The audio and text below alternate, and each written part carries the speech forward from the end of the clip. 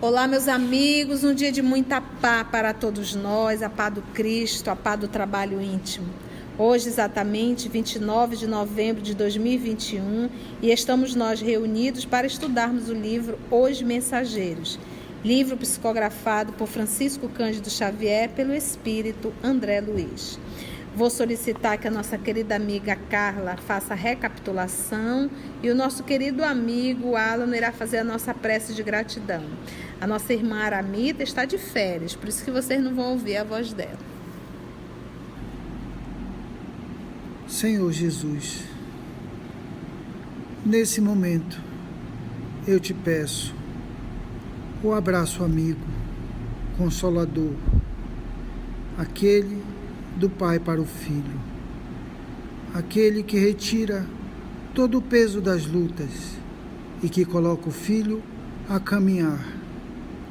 Obrigado, Senhor, pelo auxílio que Tu me presta, colocando os amigos ideais de caminhada, aqueles que me incentivam a me transformar, a vencer minhas dificuldades.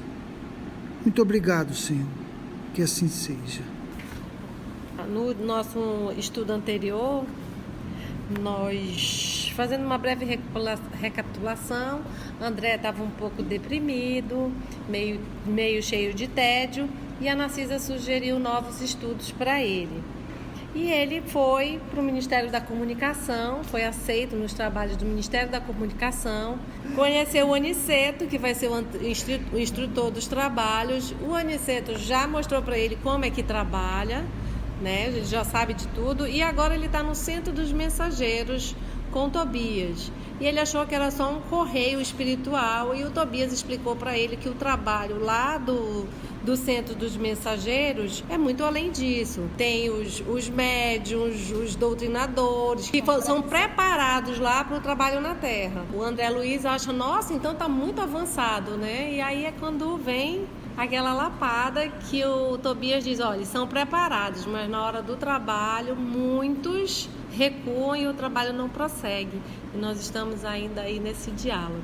Muito raros. Tem uma frase aqui que ele diz: quando os mensageiros se esquecem do espírito missionário e da dedicação aos semelhantes, costumam transformar-se em instrumentos inúteis.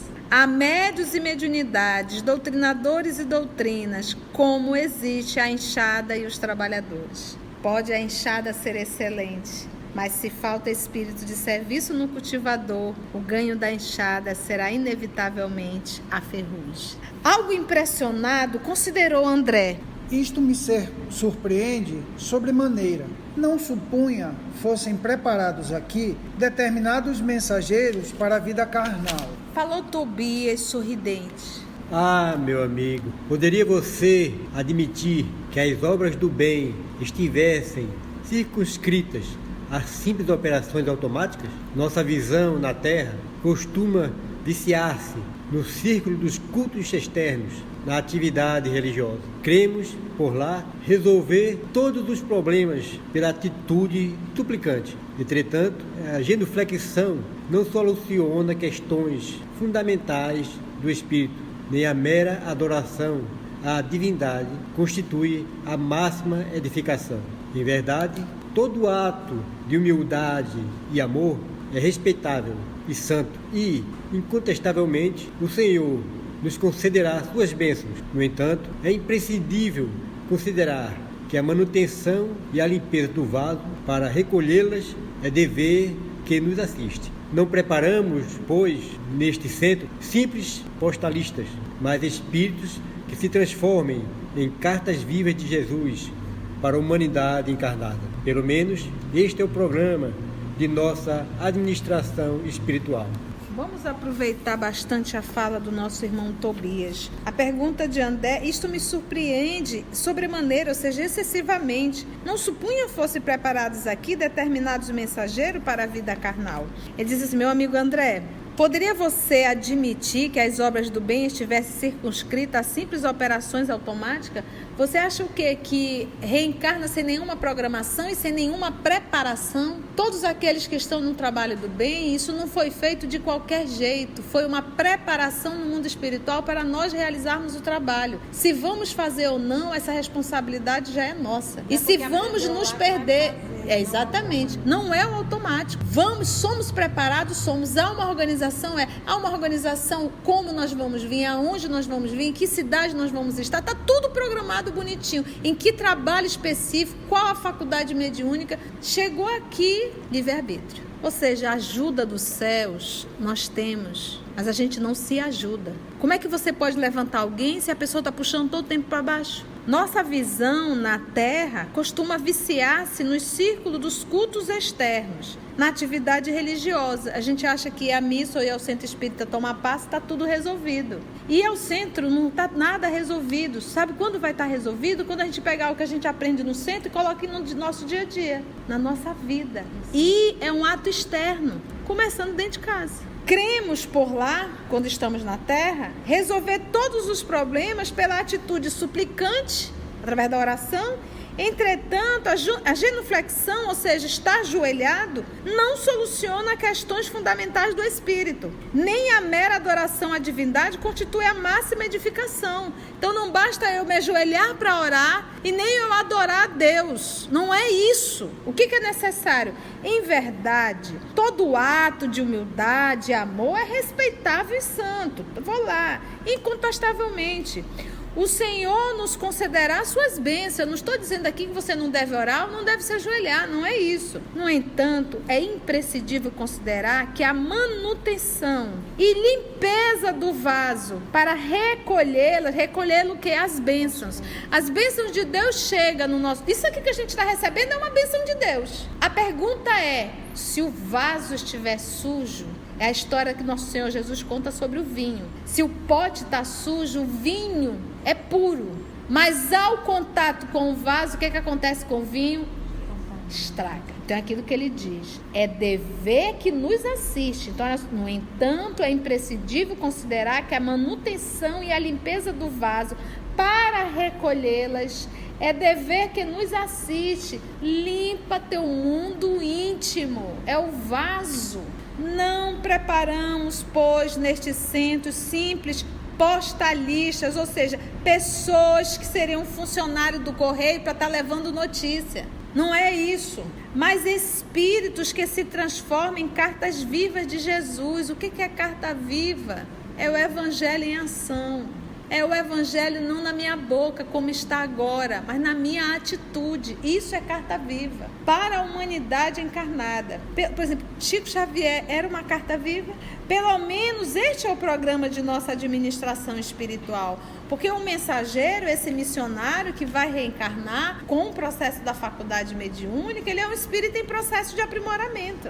E a faculdade é um recurso a mais para que ele possa se aperfeiçoar. Calei emocionado, ponderando a grandeza dos ensinamentos. Meu companheiro, após longa pausa, prosseguiu observando.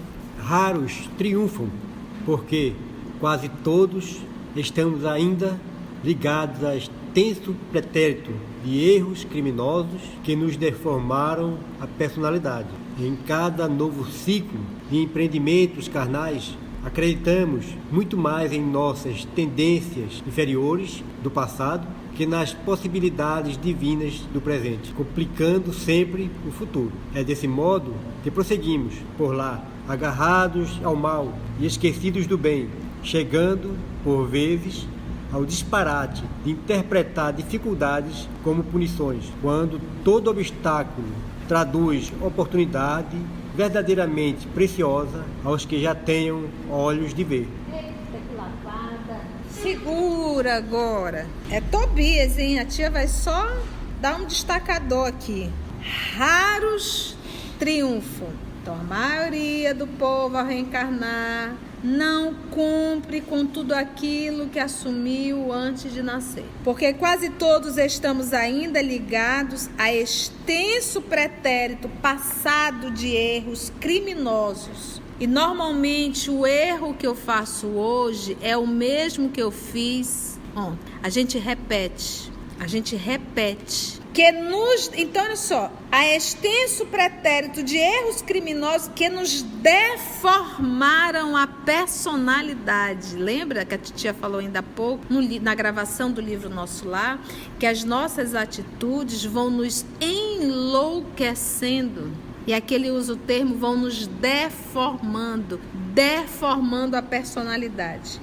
Em cada novo ciclo de empreendimentos carnais, uma encarnação é um novo ciclo. Acreditamos muito mais em nossas tendências inferiores do passado que nas possibilidades divinas do presente. Então, quando ele diz acredito muito mais nas minhas, como ele coloca aqui, tendências inferiores do passado, é porque eu acredito muito mais nas minhas atitudes do passado, realizando ela hoje, do que me esforçando para realizar o que eu aprendo hoje no bem. É como se eu estivesse dizendo assim, o que dá certo é a forma que eu fiz lá. Orgulho e vaidade, trazendo junto, né? Divinas do presente. O que eu faço? Complicando sempre o futuro.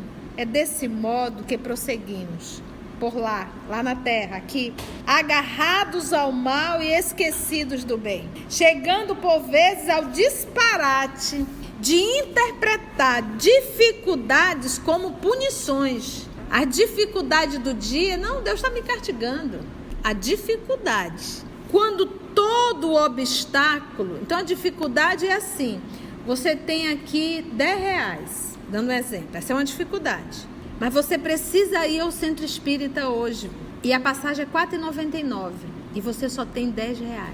Isso é uma dificuldade. Eu não estou falando da encrenca que nós montamos. A encrenca que nós estamos montando, isso não é dificuldade. Isso é encrenca que nós arrumamos. A dificuldade é aquela situação de você nascer com. Entende? Uma situação difícil. Vamos pegar o nosso Chico, que é o nosso exemplo de excelente médium. A dificuldade dele eram poucas? A dificuldade que ele viveu, as suas necessidades, serviu para o quê? Então ele diz assim, interpretar a dificuldade como punições, quando todo obstáculo é aquela pedra que está ali, que se eu conseguir passar eu me torno mais forte. Quando todo obstáculo traduz oportunidade verdadeiramente preciosa aos que já tenham olhos de ver. Aí, isso aqui resume assim, quanto maior o sacrifício, maior o mérito. Ir para o centro espírita de carro não é muita coisa, mas ir para o centro espírita de ônibus e com pouco dinheiro, o sacrifício é muito maior. Então, quantas vezes a gente desiste do trabalho porque a gente não tem o espírito de sacrifício?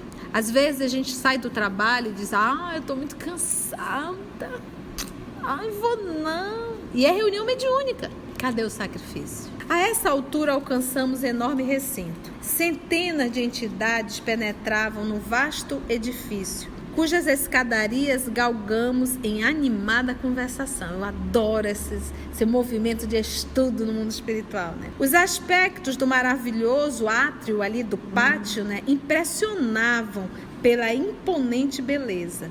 Espécies de flores, até então desconhecidas para mim, olha aí, novamente as flores, adornavam colunatas, espalhando cores vivas e delicioso perfume. Quebrando-me o enlevo, né, o encantamento, Tobias explicou. As diversas turmas de aprendizes encaminham-se às aulas. Procuremos Aniceto no departamento de instrutores. Atravessamos galerias vastíssimas, sempre defrontados por verdadeiras multidões de entidades que buscavam as aulas em palestras vibrantes. Em pequeno grupo que parecia manter conversação muito discreta, encontramos o generoso amigo da véspera que nos abraçou sorridente e calmo. Disse alegre e bondoso Aniceto. Muito bem. Esperava o novo aluno desde a manhãzinha. E, em virtude de Tobias alegar muita pressa, o nobre instrutor explicou. Doravante, André ficará aos meus cuidados. Volte tranquilo. Despedi-me do companheiro comovidamente. Notando-me o natural acanhamento, Aniceto determinou ao auxiliar de serviço. Chame o Vicente, é meu nome. E, voltando-se para mim, esclareceu. Até agora, Vicente é o meu único aprendiz médico. Vocês ficarão juntos, em vista da afinidade profissional. Não havia decorrido 3 minutos e tínhamos Vicente diante de nós. Falou Aniceto sem afetação. Vicente, André Luiz é nosso novo colaborador. Foi também médico nas esferas carnais. Creio, pois, que ambos se encontrarão à vontade, partilhando a mesma experiência. O interpelado abraçou-me, demonstrando extrema generosidade, e após encorajar-me com belas palavras de estímulo, perguntou ao nosso orientador. Quando deveremos procurá-lo para os estudos de hoje? Aniceto pensou um instante e respondeu. Esclareça ao novo candidato os nossos regulamentos e venham juntos para as instruções após o meio-dia. E assim iremos começar esse estudo e teremos a alegria de poder acompanhar André Luiz ponto a ponto, conhecendo aí o nosso Vicente, que também foi médico aqui na Terra, e assim os dois poderão trocar as figurinhas falando a mesma língua. Gente, quantas lições no finalzinho desse capítulo. Agradecemos então a Deus, nosso Pai, a Jesus, o amor de nossa vida e a espiritualidade amiga por mais um momento de estudo e de reflexão. Até o nosso próximo estudo, se Deus assim nos permitir. Ou seja, a ajuda dos céus nós temos, mas a gente não se ajuda. Como é que você pode levantar alguém se a pessoa está puxando todo o tempo para baixo? E ao centro não está nada resolvido. Sabe quando vai estar resolvido? Quando a gente pegar o que a gente aprende no centro e coloca no nosso dia a dia, na nossa vida. E é um ato externo. O que é a carta viva? É o evangelho em ação. É o evangelho não na minha boca como está agora, mas na minha atitude. Isso é carta viva.